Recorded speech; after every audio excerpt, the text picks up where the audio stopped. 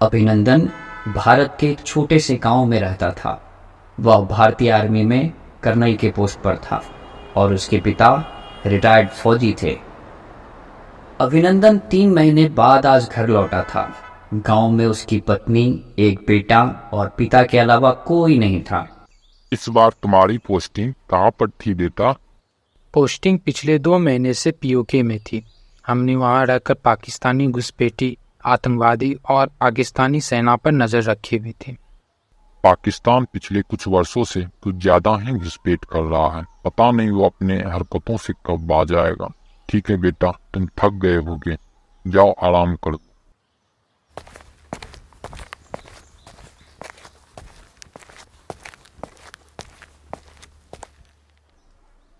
आप ठीक तो हैं ना? कितने दिनों बाद आज आप घर आए हैं। कब तक की छुट्टी मिली है? अभी तो छुट्टी शुरू ही हुई है। पूरे 2 महीने का छुट्टी लेकर आया हूँ। सोच रहा था कि पूरे परिवार के साथ कभी घूमने चलूं बाहर। चिंटू भी बहुत दिनों से पिकनिक पर जाने की जिद कर रहा था। वह भी खुश हो जाएगा। अब आप आराम कर लीजिए। लंबा सफर था आपका, आप थक गए कुछ होंगे। देर बाद अभिनंदन सो गया, लेकिन उसकी पत्नी ज्योति को नींद नहीं आ रही थी, क्योंकि आज भी एक व्यक्ति अभिनंदन के घर के आसपास चक्कर लगा रहा। यह कौन है जो कुछ दिनों से हमारे घर का चक्कर लगा रहा है और हम लोगों पर नजर रख रहा है? हमें इसके बारे में सुबह घर में बात करनी होगी। ठीक अगली सुबह अभिनंदन के पास चिंटू आता है। पापा पापा, हम पिकनिक पर कब जाएंगे? अगले हफ्ते से मेरा गर्मी छुट्टी भी शुरू हो जाएगा। क्या हम अपनी गर्मी छुट्टी में पिकनिक पे जा सकते हैं? हाँ बेटा, हम जरूर चलेंगे पिकनिक पर। जैसे ही तुम्हारी गर्मी छुट्टी शुरू होगी हम सब चलेंगे।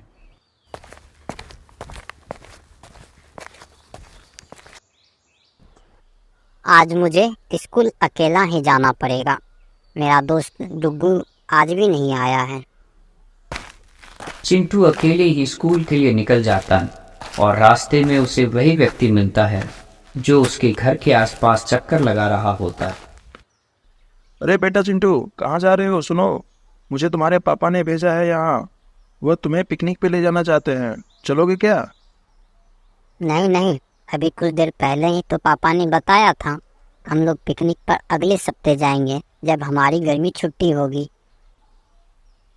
नहीं बेटा, वह लोग तो अभी जा रहे हैं। अगर तुम्हें पिकनिक पर चलना है तो चलो मेरे साथ अभी, नहीं तो फिर तुम्हें स्कूल जाना पड़ेगा। चिंटू सोच में पड़ गया, क्योंकि उसके पापा ने कहा था अगले सप्ताह वह पिकनिक पर जाएंगे, और दूसरी तरफ चिंटू खुश भी हो गया था, क्योंकि उन्हें पिकनिक पर जाने के लिए ज्यादा इंतजार नहीं करना पड़ा। ठीक है अंकल, आप चले जाइए, मैं वापस घर चला जाता हूँ। थैंक यू अंकल बताने के लिए। अरे नहीं बेटा, घर वापस नहीं जाना है। हमें तो रेलवे स्टेशन जाना है, क्योंकि वहीं पे तुम्हारे मम्मी पापा और तुम्हारे दादाजी इंतजार कर रहे हैं।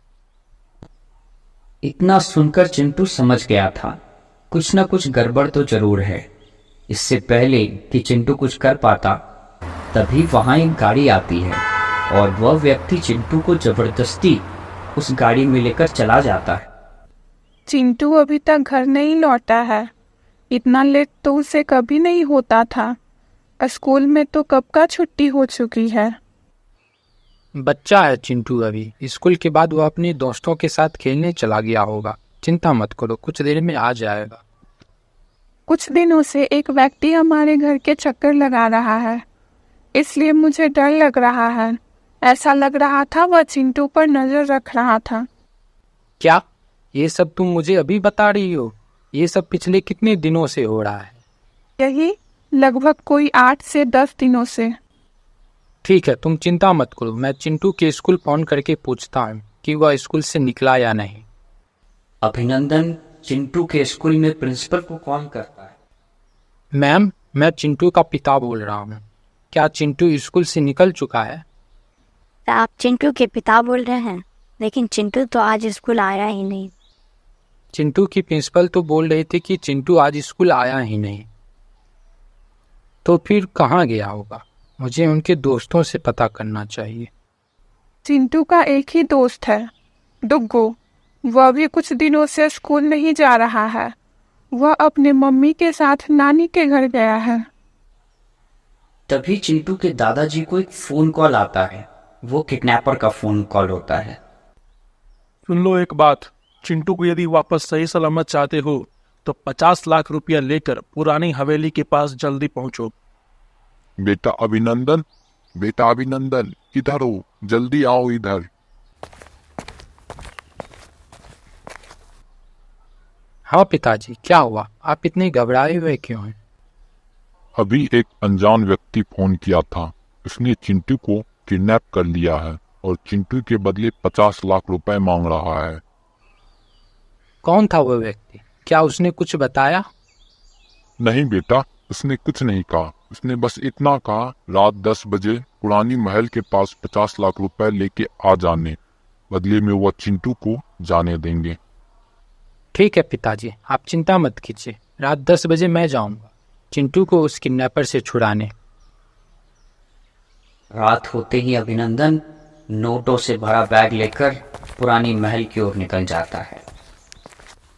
पुरानी महल पहुंचने के बाद अभिनंदन देखता है कि चिंटू को उन्होंने बांध रखा है और वहां कुछ लोग हैं जिनके हाथों में खतरनाक हथियार भी हैं।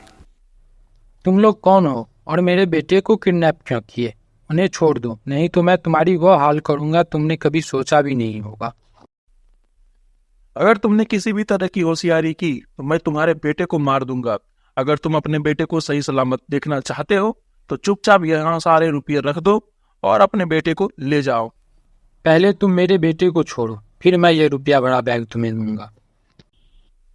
ठीक है, मैं तुम्हारे बेटे को छोड़ देता हूँ, लेकिन याद रखना, तुमने यदि किसी तरह की होशियारी या फिर चालाकी की तो मैं तुम्हारे बेटे के साथ साथ तुम्हें भी मार दूंगा। ठीक है, पहले तुम मेरे बेटे को छोड़ो। अगर तुम्हें कुछ गड़बड़ लगे तो तुम्हारी जो मर्जी वो कर देना। अभिनंदन ने चिंटू को पहले से इशारा करके बता दिया था कि पत्थर के पीछे छिपने के लिए, और जैसे ही किडनैपर ने चिंटू को खोला, चिंटू दौड़कर पत्थर के पीछे छुप गया। तुम लोग अपनी अपनी बंदूक के नीचे कर दो, नहीं तो मैं गोली मार दूंगा और इसी पुरानी हवेली में दफन कर दूंगा। तुम सब मुझे नहीं जानते, मैं एक भारतीय फौजी हूँ और तुम लोग मुझसे जीत नहीं पाओगे, इसीलिए तुम्हारी भलाई इसी में है। तुम लोग हथियार नीचे कर दो और घुटने पे बैठ जाओ। अपने अपने हथियार नीचे कर सभी घुटने पर बैठ जाते हैं। क्या कहा? तुम इंडियन आर्मी से हो? देखो भाई, मुझे माफ कर दो। मुझे पहले अगर पता होता कि तुम इंडियन आर्मी से हो तो मैं तुम्हारे बेटे को किडनैप नहीं करता। तुम अपने बेटे को यहाँ से ले जाओ, हम कुछ भी नहीं करेंगे और हमें भी छोड़ दो। नहीं, तुम सबको ऐसे छोड़ दिया तो न जाने और कितने बच्चों को किडनैप करोगे। तुम्हें अब जेल जाना होगा, तुम्हें सजा मिलेगी। किडनैपर को अभिनंदन पुलिस के हवाले कर देता है और उन्हें 6 सालों के लिए सजा हो जाती है।